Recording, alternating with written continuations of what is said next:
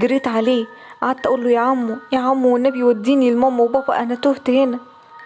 وانا بتكلم معاه وبلمسه، فجأة لقيت قدامي شكل غريب. رجعت بخطوات لورا وانا مش مصدق نفسي، ايه اللي قدامي ده؟ حد من غير ملامح، وشه مفيش فيه ملامح. قعدت اجري اجري اجري وانا مرعوب مش مصدق.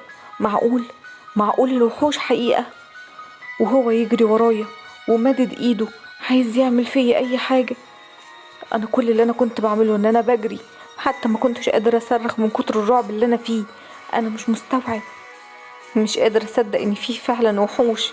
فعلا ماما عندها حق. وانا بجري ما خدتش بالي ان قدامي في حاجات على الارض ووقعت.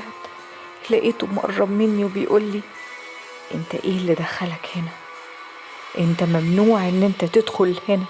فجأة ما كملش كلامه ولقيت في واحد وراه ماسك فاس وقام قاطع راسه.